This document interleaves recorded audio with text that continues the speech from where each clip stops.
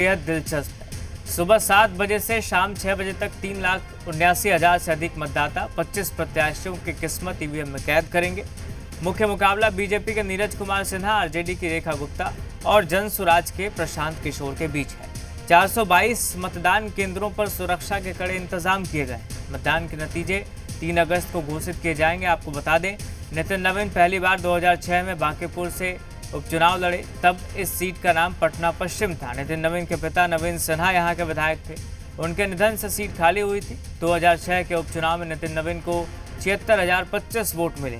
उन्होंने कांग्रेस उम्मीदवार अजय कुमार सिंह को हराया था। बांकीपुर में 30 सालों से बीजेपी का विधायक है।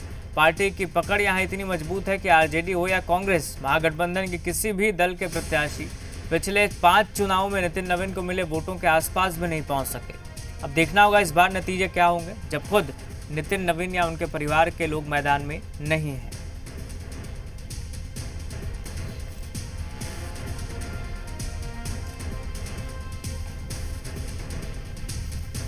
हमारे सहयोगी सनी हमारे साथ जुड़ गए हैं लाइव पटना जमाल रोड मतदान केंद्र से। सनी, दिखाइए क्या तस्वीरें हैं और मतदाताओं में उत्साह कैसा नजर आ रहा है?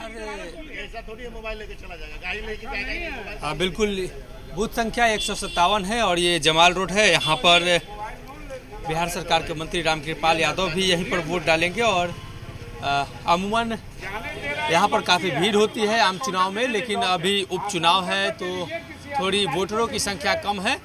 लेकिन धीरे धीरे जैसे जैसे दिन चढ़ेगा वैसे वैसे वोटरों की संख्या यहाँ पर बढ़ेगी और 1-2 वोटर यहाँ पर पहुँच रहे हैं और अपना वोट कास्ट कर रहे हैं। दरअसल राजधानी पटना के लगभग सभी बूथों पर सुबह से थोड़े बहुत वोटर का पहुंचने का सिलसिला शुरू हो चुका है और दोपहर के बाद उम्मीद है कि वोटरों की संख्या बढ़ेगी। 1-2 वोटर यहां पर पहुंच रहे हैं और वो अपना वोट कास्ट कर रहे हैं। तो राजधानी पटना के अन्य जगहों पर जो वोटिंग की प्रक्रिया है वो जारी है और यहाँ भी जारी है, लेकिन यहाँ सुरक्षा व्यवस्था को लेकर भी पूरी तरीके से तैयारी की गई है। शहरी इलाका है और ज़्यादातर लोग राज्य के अलग अलग हिस्सों से आकर यहाँ पर रहते हैं और अमूमन शहरी इलाकों में वोटिंग का जो प्रतिशत देखा गया है अब तक वो काफ़ी कम देखा गया है। तो वोटरों से लगातार निर्वाचन आयोग, जिला प्रशासन हम भी अपील कर रहे हैं कि वो अधिक से अधिक संख्या में वोट करें और जो वोटर हैं वो धीरे धीरे अपना वोट कास्ट करके निकल रहे हैं। तो भीड़ नहीं है, लोग कम हैं, तो आसानी से वोट देकर आपने वोट दिया? हाँ जी, अभी देखे आए। भीड़ है ना अंदर में? नहीं, भीड़ नहीं है ज़्यादा। क्या कहेंगी लोगों से, क्या अपील करेंगी वोट को लेकर? कि आइए अपना वोट दीजिए, every vote counts. Thank you. बिल्कुल, अपने मताधिकार का लोग प्रयोग करें और पोलिंग स्टेशन पर पहुंचकर अपना वोट कास्ट करें। तो वोटरों की संख्या धीरे धीरे यहां पर बढ़ेगी जैसे जैसे चढ़ेगा। और बिल्कुल सनी, हम लौटेंगे आपके पास और भी तस्वीरें देखेंगे, आप वोटर से बातचीत भी करिएगा। फिलहाल पटना के पीरमुहानी मतदान केंद्र से हमारे सहयोगी रुपेंद्र श्रीवास्तव भी लाइव जुड़ गए हैं। रुपेंद्र, पीरमुहानी मतदान केंद्र पर क्या स्थिति है, कैसी तस्वीरें आप देख पा रहे हैं, दिखाइए।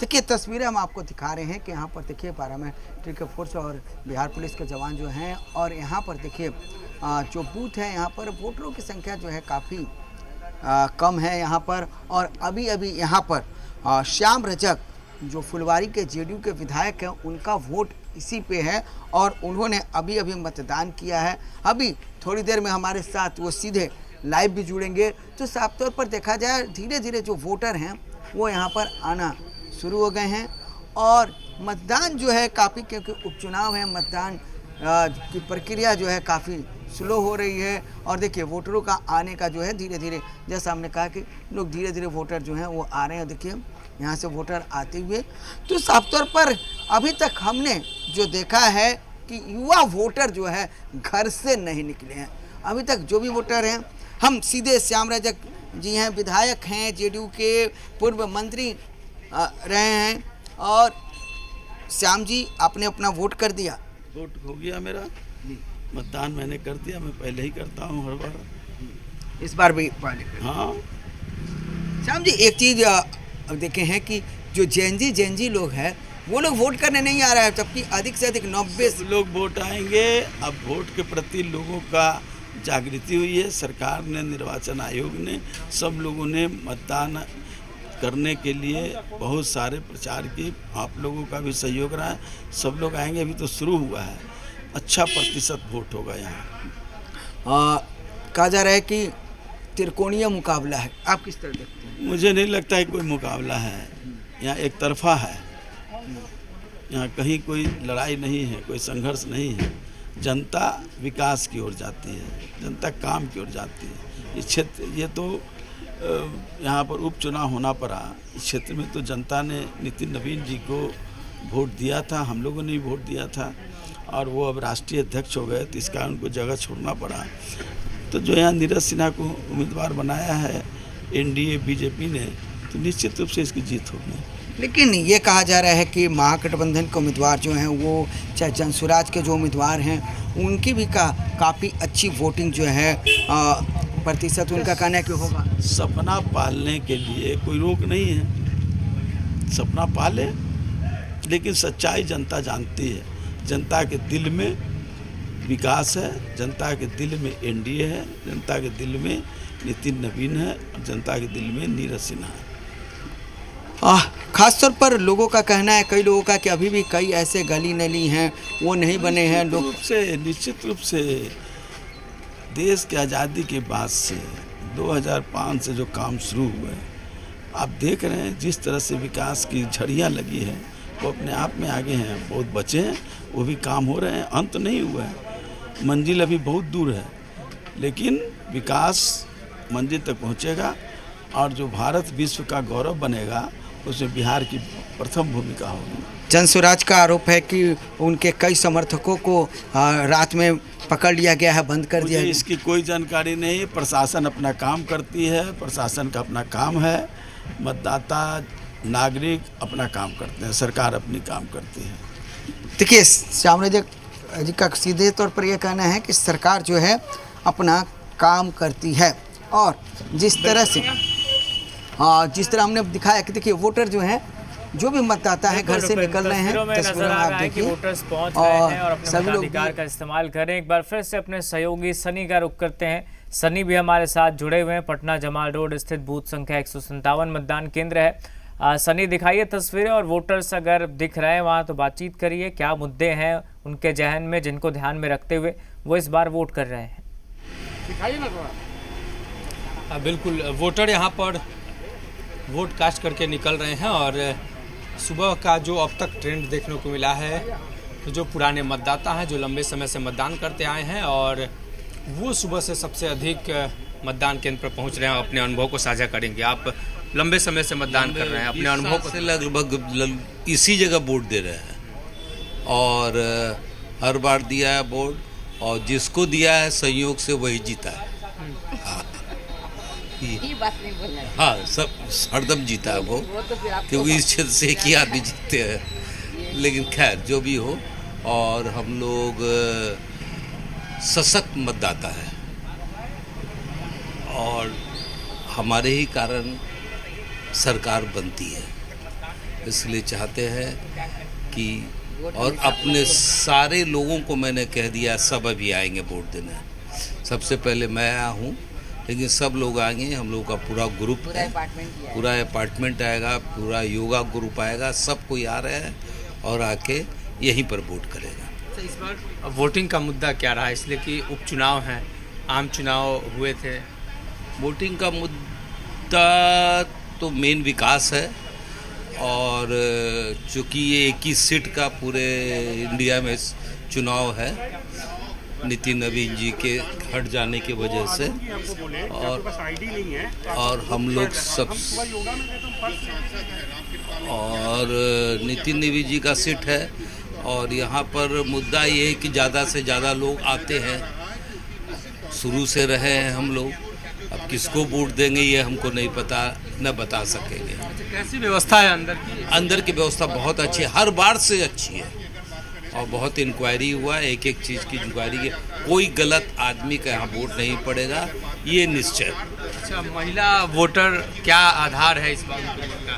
किन मुद्दों पर वोट कर रही हैं? मुद्दे तो हैं विकास के ही, और देख भी रहे हैं, पटना में देख भी रहे हैं, विकास तो हो ही रहा है, उन्हीं मुद्दों पे दे रहे हैं। जो भी है विकास के लिए करते हैं, और इतना हंगामाबाजी करते हैं लोग, वो अच्छी बात नहीं है।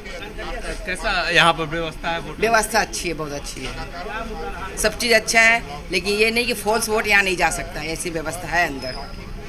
बिल्कुल। सुरक्षा व्यवस्था किस तरीके की है आप देख सकते हैं। यहाँ पर बड़ी संख्या में पुलिस बल की तैनाती की गई है ताकि सही तरीके से वोटिंग की प्रक्रिया को संपन्न कराया जा सके, और धीरे धीरे वोटरों की संख्या यहाँ पर बढ़ रही है और वोटर भी यहाँ पर बढ़ रहे हैं। समय वो वोट कास्ट करके सुबह सुबह वो अपने बाकी काम को करेंगे। और देखिए एक और वोटर जा रहे हैं। राजधानी पटना के कई इलाकों में कई बूथ पर मुख्य रूप से वीवीआईपी वोटर हैं, जिसमें बिहार सरकार के मंत्री, पूर्व मंत्री, विधायक और ये तमाम लोग यहाँ पर वोट कर ले या अन्य सुविधाओं की बात कर ले तो निर्वाचन आयोग और जिला प्रशासन की ओर से उसको लेकर भी पूरी तैयारी है। साथ ही सुरक्षा को लेकर भी पूरी तरीके से राजधानी पटना के सभी बूथों पर तैयारी की गई है। इसके अलावे रैपिड एक्शन फोर्स भी तैनात किए गए हैं। साथ ही मजिस्ट्रेट तमाम बूथ पर ससमय घूमकर निरीक्षण कर रहे हैं, उसकी जानकारी ले रहे हैं कि वोटिंग की प्रक्रिया कैसी है, कहीं कोई कमी तो नहीं है और किस तरीके से वोटिंग यहाँ पर कराए जा रहे हैं। तो इन्हीं तमाम बिंदुओं को लेकर लगातार निरीक्षण और वोटिंग की प्रक्रिया को सुचारू रूप से तेज गति से चलाने को लेकर लगातार जिला प्रशासन प्रयास कर रही है।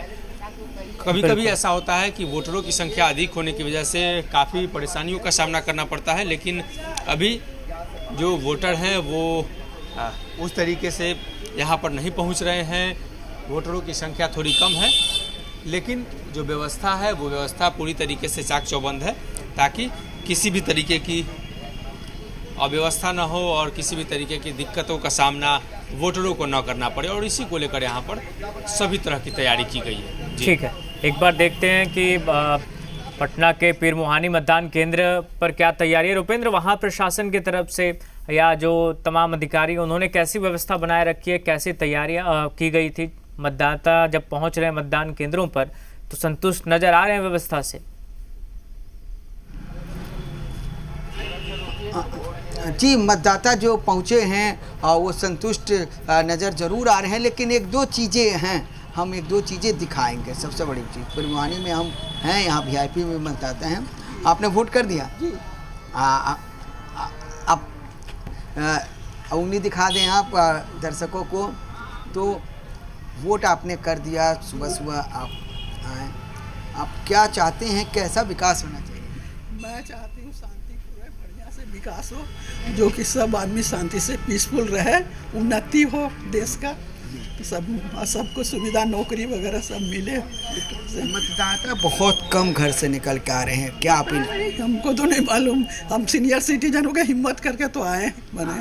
अब हम सीनियर सिटीजन ही दिख रहे हैं कि सबसे अधिक आ रहे हैं? जी, हम लोग को इंटरेस्ट है। मेरा बेटा कितना फर्स्ट बार दिया है? फर्स्ट टाइम दे रहे हैं। अच्छा, फर्स्ट टाइम दे रहे हैं। हाँ, अच्छा, मेरा 56 ईयर्स एज है, लेकिन हम चूँकि बाहर रहते हैं, इंडिया में नहीं रहते हैं, तो लकीली मेरे को मौका मिला, तो आज। आप इंडिया से बाहर कहाँ पे रहते? हम ओमान में रहते हैं, मस्कट में। तो फर्स्ट टाइम वोटर है एक्चुअली हम। 50 साल के बाद फर्स्ट टाइम वोटर? कभी वोट नहीं दिए, तो आज फर्स्ट टाइम वोट किए हैं। कैसा फील हुआ कि 50 पार, उसके बाद फर्स्ट टाइम वोटर? हाँ, ये तो लकीली हम यहाँ इंडिया में थे, मम्मी का थोड़ा देखभाल करने आते रहते हैं हमेशा 2-3 महीने में, तो एक तरह से मौका भी था कि अच्छा है, एक समय अभी ऐसे डेवलपमेंट भी चल रहा है। हमारे एग्जीबिशन रोड वगैरह में भी मैं देखा भी सब अंडरग्राउंड केबलिंग वगैरह काम चल रहा है, जो बहुत दिन से डिमांड होगा लोकल आदमी का। तो रोड खाली यही क्या है कि फुटपाथ क्लीन नहीं है अभी भी, वो होना चाहिए डेफिनेटली, क्योंकि कमर्शियल एरिया है तो सब सामान वगैरह रखते हैं सड़क पे, कोई उसको देखने वाला नहीं है, आप चल नहीं सकते एक्चुअली एग्जीबिशन रोड में। तो कम से कम गवर्नमेंट को इतना सोचना चाहिए कि आप कम से कम सुविधा, जो सीनियर सिटीजन को अगर गाड़ी में बैठाना है तो भी प्रॉब्लम, क्योंकि आप खड़ा ही नहीं सकते वहाँ पे दिन के समय, तो एटलीस्ट गवर्नमेंट को इतना सोचना चाहिए, इंक्रोचमेंट वगैरह हटाना चाहिए, बहुत ज़्यादा इंक्रोचमेंट है। लेकिन आप जहाँ खड़े हैं उसके पीछे की जो स्थिति देखिए तो हर जगह ये तो पोजीशन क्या है कि हो सकता है डेवलपमेंट करते हैं, लेकिन वो लोग क्लियर नहीं करते, बनाते नहीं हैं। हमारे घर के सामने उन्होंने कोड़ा हुआ है, उसको क्या किया, वापस से मिट्टी डाल के छोड़ दिया है। मतलब आप केबलिंग कर दिए हैं, लेकिन फिर आप, जो हम कंसल्टेंट हैं हम लोग खुद हम तो यही काम कर रहे थे। आपने देखा ना किस हाँ, तरह से? इस तरह के हर जगह है। तो ये सब कम से कम कोई भी कॉन्ट्रैक्टर करता हो काम, बेस्ट ये है कि आप जैसे रिस्टोर कीजिए जो ओरिजिनल कंडीशन में, तब आप आगे बढ़िए। तो अनफॉर्चुनेटली हमारे यहाँ रेस्टोरेशन बहुत ख़राब है। काम होता है, सब होता है काम, लेकिन फिर रेस्टोरेशन नहीं होता है। तो ये एक अनफॉर्चुनेट है कि हमारे कंट्री का ये हर जगह प्रॉब्लम है। मतलब स्मार्ट सिटी है। सरकार से क्या कहेंगे? सरकार से कहेंगे काम क्वालिटी वाला कीजिए ना। काम तो कर रहे हैं आप, काम तो सारा कर रहे हैं आप, लेकिन क्वालिटी मेंटेन नहीं है। प्रॉब्लम उसका है। काम तो पैसे लग रहे हैं, डबल पैसे लग रहे हैं, लेकिन काम क्वालिटी का नहीं है। आप इंडिया से बाहर रहते हैं, आपने आकर वोट किया, जेएनजी को लेकर क्या कहेंगे? जेएनजी तो पूरा रोड पर निकल जा रहा है, लेकिन जेएनजी हमको मतदान केंद्र पर दिख ही नहीं रहा। कई मतदान केंद्र में गया हूँ। अनफॉर्चुनेटली है कि जेएनजी का प्रॉब्लम क्या है, लेट से उठते होंगे या तो सो के। दूसरा क्या है, उनका इशू अच्छा है, करना चाहिए। नहीं, वोट करने के लिए वोट नहीं आते हैं, प्रॉब्लम वो है। अब सबको अगर जब तक वोट आप नहीं करोगे तो आप कैसे पता चलेगा? आप प्रोटेस्ट से सब चीज़ नहीं एक्वायर कर सकते हो। वोटिंग बिल्कुल करना चाहिए, 100% सबको करना चाहिए। बिल्कुल आज के दिन तो ऐसा है कि आप हम सुबह 5 बजे उठे हैं, जो भी जनरली उठते नहीं हैं। 5 बजे उठ करके हम टारगेट था कि हमको 7:30-8 बजे के पहले आकर मतदान करना। तो उन लोग का टारगेट ठीक है, उनका टारगेट अपना होगा, लेकिन ये भी एक टारगेट है। बिल्कुल टारगेट बनाना चाहिए। देखिए, ये ओमान से आए हुए हैं और एक बार फिर से आप अपने हाथों को दिखा दें। और ओमान से ये आए हुए हैं और 50 साल पार कर चुके हैं और पहली बार वोट किए हैं। इससे पहले वोट इन्होंने इंडिया में नहीं किया था और पहली बार वोट किए हैं। 50 साल पार कर चुके हैं, 56 साल के हैं, ओमान में रहते हैं। तो इससे देखकर लोगों को सीख लेनी चाहिए और लोगों को घर से निकलना चाहिए वोट करने के लिए। कई और मतदाता जो है लाइन में खड़े हैं, अपने बारी का इंतज़ार कर रहे हैं। हम तस्वीरों में दिखा रहे हैं, हर कोई देखिए, हम लगातार दिखा रहे हैं। जितने भी बुजुर्ग हैं ना, वो जानते हैं कि एक वोट की कीमत क्या होती है, एक वोट की वैल्यू क्या होती है। एक वोट जो हो रहा है वो हमारा अधिकार है और उस अधिकार को जो है कहीं भी हम गंवा नहीं सकते। और जितने भी बुजुर्ग हैं वो पहुंच रहे हैं। हम फिर कहेंगे, जो भी युवा हैं, जो भी जेएनजी हैं, वो घर से निकले, वो वोट करें, क्योंकि जब वो वोट करेंगे तभी किसको चुनना है, किसे नहीं चुनना है, इसको जज कर पाएंगे। तो साफ तौर पर देखिए, मतदाताओं की लाइन बीएलओ के पास, और बीएलओ जो हैं वो पर्ची बीएलओ के द्वारा दिया जा रहा है। किसका वोटर लिस्ट में नाम है, किसका वोटर लिस्ट से नाम कट गया है, ये तमाम चीज़ों को ध्यानपूर्वक देखा जा रहा है। जी बिल्कुल रुपेंद्र, एक बार फिर से हम रुक करेंगे सनी का। सनी, अब कैसी तस्वीरें और वोटर्स हैं तो उनसे बातचीत करिए और जानने की कोशिश करिए व्यवस्था से कितने संतुष्ट हैं, कौन से मुद्दे हैं जिन पर फोकस इस बार के वोटिंग में है, इस बार के उपचुनाव में है। और इसीलिए यहाँ पर अब तक लाइन जैसी कोई स्थिति नहीं देखने को मिली है। 1-2 वोटर आ रहे हैं और आसानी से वो अपना वोट कास्ट करके यहाँ से निकल जा रहे हैं। दरअसल अधिक वोटर आए, उसको लेकर प्रचार प्रसार और जागरूकता अभियान भी चलाए गए, लेकिन अमूमन शहरी क्षेत्रों में इस तरह के स्थिति परिस्थिति देखने को मिलती है और कई वोटर जो आ रहे हैं वो आसानी से वोट देकर निकल जा रहे हैं। इसलिए यहाँ पर भीड़ भाड़ जैसी स्थिति देखने को नहीं मिल रही है। और अगर इस तरफ की तस्वीर हम आपको दिखाएं तो तमाम जो पार्टी के एजेंट हैं वो इस तरफ हैं और जो वोटर आ रहे हैं उन्हें पर्ची और अन्य तरह की व्यवस्था वो उपलब्ध करा रहे हैं ताकि वोटर लिस्ट में उन्हें अपना नाम खोजने में दिक्कतों का सामना नहीं करना पड़े।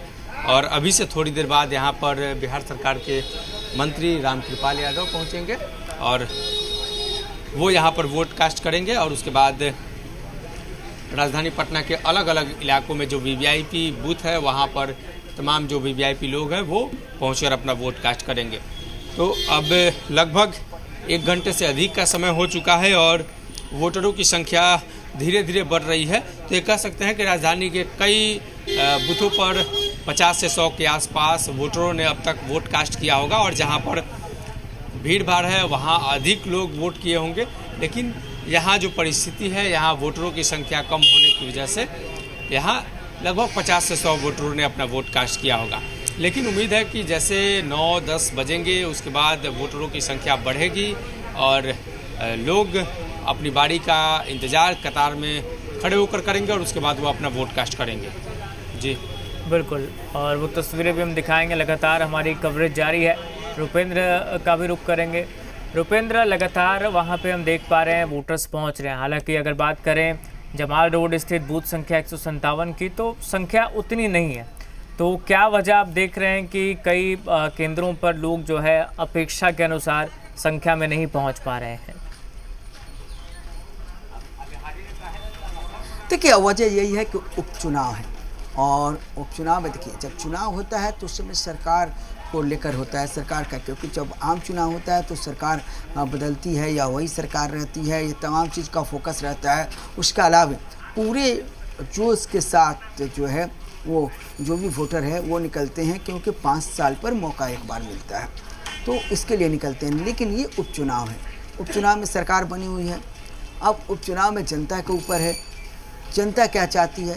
जनता बदलाव चाहती है, या जिस पार्टी के पहले से जीते हुए कैंडिडेट हैं और उम्मीदवार क्योंकि चेंज है, या उसको चाहती है, या जनता नोटा चाहती है, या कोई और उम्मीदवार को चाहती है। ये जनता के ऊपर है।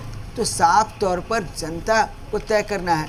और वोट प्रतिशत की बात की जाए कि हमेशा बांकीपुर में वोट प्रतिशत कोई अधिक नहीं रहा है, बांकीपुर में वोट प्रतिशत हमेशा कम ही रहा है। लेकिन अब धीरे धीरे देखना है कि शहरी इलाका है, धीरे धीरे लोग घरों से निकलेंगे और शाम तक देखना है कि कितना प्रतिशत वोट हो रहा है और कितनी जो लोग हैं वो घर से निकलते हैं, क्योंकि आम चुनाव में भी वो उतने लोग नहीं निकल पाते हैं। जी बिल्कुल बिल्कुल रुपेंद्र, अपडेट्स हम लेते रहेंगे। आप दोनों से बहुत शुक्रिया।